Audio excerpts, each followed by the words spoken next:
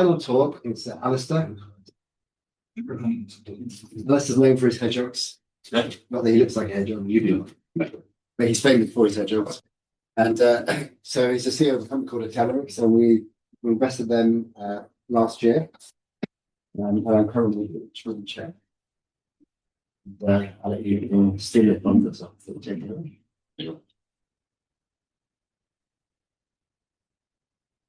Have a vote whether you like the hedgehogs or not at the end, or whether you think the hedgehogs are too much. You always have at least a 45-minute board discussion on how much hedgehog. Sorry. Every time we do that, we get more hedgehogs. That's only for big hair. It's like more hedgehog. So yeah, Alistair, CEO of Atelerix. Thanks for having me, Snip. We're currently raising 5 million for our Series A round. We are EIS Advanced Assured approved already, and we're a portfolio company of O2H, Angel Co Fund, Cambridge Angels, Cambridge Capital Group, amongst many more. So cryologistics is science's dirty big secret. It kills biological samples, kills scientific budgets, and it's also killing the environment. If you speak to any scientist, they'll be able to tell you a horror story about their logistics, whether it be a bioproduct or a sample.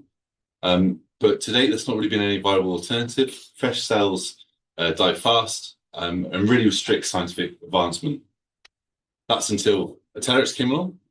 We offer a cryo-free, hassle-free ambient logistics solution, enabling fresh samples shelf life to be amplified from matter of hours to weeks. All our kits are in a very simple one-step package. This is something which any scientist can utilize, or any clinician. We cover things from blood, cells, tissues, organoid models, well-based assays, LNP, mRNA, vaccines. It's super easy for companies to validate. We completely de-escalate people's shipping methods and slash costs by up to 10 times. So what we really offer people is a flexible, low-cost supply chain and workflow, all the way from sample collection all the way through to their final application. The technology itself is super simple. So it's based around hypothermic preservation using an alginate-based hydrogel. At 37 degrees body temperature, cells are metabolically active. As soon as you drop down to hypothermic temperatures below 32 degrees, cells start to go into a state of hibernation. At that temperatures, the lipid membrane is susceptible to degradation. And all that our gel does is physically encapsulate those cells to stop that degradation of the membrane. Very simple. And it applies to anything with a lipid membrane. So whole blood, fresh cells, cell models, tissues, LNPs, viruses. This enables any user to ship their bioproducts or samples at room temperature across the globe. So all kits are simple, one-step format, and optimized for each of the formats, each of the sample types.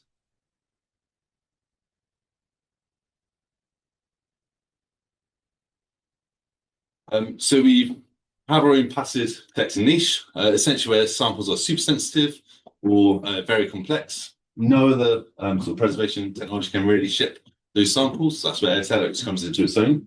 But because we have a low-cost pricing model, it enables us to roll into areas where other technologies can actually cope and are the standardized formats for this. So it's a very aggressive business model that we're playing on, removing the market for cryopreservation, but also for fresh media where people are really gambling. And more recently with fixes within clinical trials as well. So we provide better performance across all biological samples. This has been validated in over 100 biosample types, with over 100 customers now as well. We offer low-cost products enabling company-wide adoption. So that's our core focus. Now, we focus Atelerix on deploying in the mass market of drug discovery, R&D. For us, drug discovery R&D means the biopharmaceutical companies themselves, but also the CROs supporting those biopharmaceutical companies with clinical trials and the suppliers into those markets. Our total addressable market for those companies was estimated to be 11.8 billion in 2025. And naturally, as we're supporting samples and bioproducts through the clinical trial space, we'll get taken up into the advanced therapy space as well. We have a number of projects in this area, including an ongoing clinical trial, which opens up the advanced therapy market to us as well in 2030. So by 2030, we expect our total addressable market to be 23.2 billion, with a compound annual growth of 14.6%. Now, we already have extremely well-established inroads into all these markets, very high growth opportunities, all poised for disruption. So since I joined in 2024, what we've been really focusing on is introducing our products into the market and how we can make these products super sticky with our customers to enable them to deploy it and roll it out across their whole organization.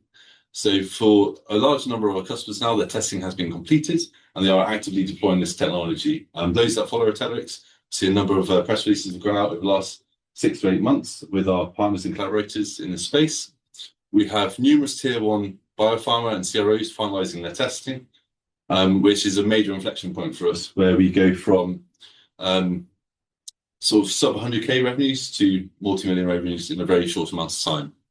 What we've managed to do with this is create a matter of when, not if, these major adopters adopt our technology, due to the number of opportunities in our pipeline at the various stages they're at.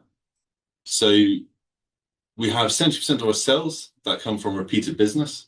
Our customers are continuously revalidating our products across biosample types and our product ranges. We have over 148 closed-won deals last year, an increase of 135% based on the year before. Over 100 companies are currently actively testing our products around the world. 35 of those are some of the world's largest entities, and I'm happy to talk with those on a one-to-one basis. All these companies that are testing our technology, we have a co-marketing agreement, so they're happy to share data with us, which we then use in webinars, in our seminars, and for future data packs as well. And over the last year, we've got a 12-month post-testing pipeline, so when people place their first order with us, valued at over 3.75 million. We've also established channel partners across the globe to ensure that it's frictionless to buy our technologies from any country. And really what we've identified is the only way to effectively communicate and embed the technology across industry to really scale our resources as rapidly as possible. And this is why we're going for a 5 million Series A. So we're at the point where the tech is proven, the business model is proven, and it's really time to scale fast and engineer an exit. So we're asking for 5 million at 10 million pre-money valuation. Vast majority of funds, over 70%, are going for scaling up our commercial operations, deploying boots on the ground in key territories, increasing our staff number, and then as well, in line with that, building up our manufacturing capability, which is simple liquid handling. There's nothing complex. It's a cookie cutter approach. So we're looking to invest in scale, rapidly drive, and have global adoption of this technology. Now we're backed by applicable experts, some of who you might know, like Sunil Shah, who's our interim chair, also Catherine Elton, who's a powerhouse in the Cambridge scene, previously at Abcam, helped scale Abcam, and most recently at QCAM, as well as other innovators in the space who've scaled companies also. So for Atelerix, it really is the right time for us to catapult and start to dominate this market before any other competitors start to appear. So all our core R&D is done. This is simply deploying our products and marketing and sales exercise. The product need and fit is continuously validated by a loyal customer base. We have a patent portfolio that's established. We operate in white space and we have freedom to operate. And we are operating in a large high growth market with major adopters already converting into sales revenues. We have the right team in place to scale and future team planned. And we have a loyal, ever-expanding customer base driving our growth. One little quick thing is we actually have a seminar coming up in this very building at the end of March, so 26th of March. It's not going to be us talking about Atelerix, it's going to be our customers talking about their research and innovations that's been enabled by Atelerix. Whilst I'm not able to name our customers, I can tell you the speakers for this event.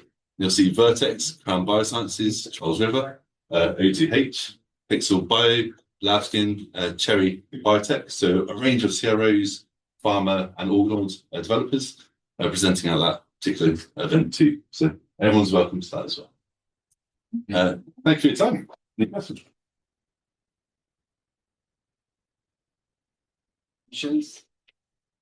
So how does your price point compare to shipping on ice or shipping cryo? It depends on the volume of shipments, particularly if it's a low volume shipment, we're up to 10 times cheaper. particularly if you're looking at international shipments. And then when you end up with large cryo shipments, so really large volumes, we're competitively priced. That's what I'd say. Really, the benefit of that is no freeze thawing. So the samples themselves aren't degraded, much more viable and maintain their functional performance. The reason why I was asking is I was thinking about that targetable market, and I was thinking, how relevant is this to small companies like mine when we're doing a little bit? But clearly it is. 100%, yeah. Very scale across small It costs us something like $2,000 to ship something really great.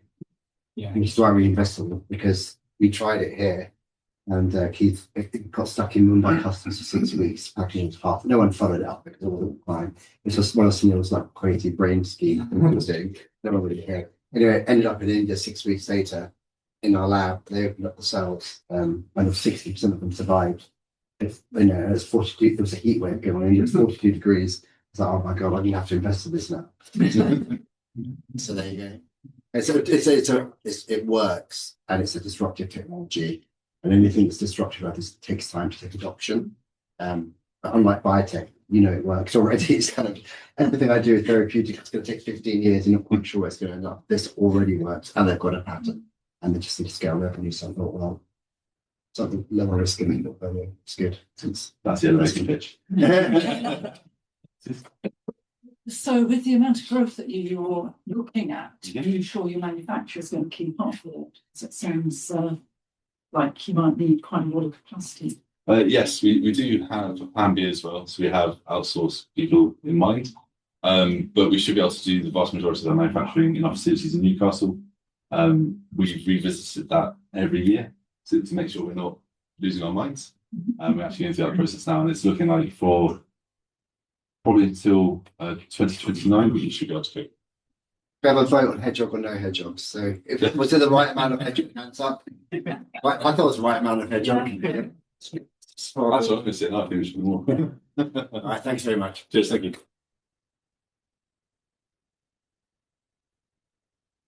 I think we're done. So look, really appreciate all of you taking the time out from your jobs today and spending a little bit of time with us, sharing the experience of some of our entrepreneurs and startups. And hopefully you can stay for a little while, have a glass of wine. The bar will be here for an hour, so at least I'll be here for an hour. So keep on the bar. So again, thank you very much. Thank you to our sponsors, to Athena and to Apple Galleries. Please take goodie bags. Please take your good news. And you will all be invited to the event on 5th of Feb at JP Morgan's offices. So thank you very much.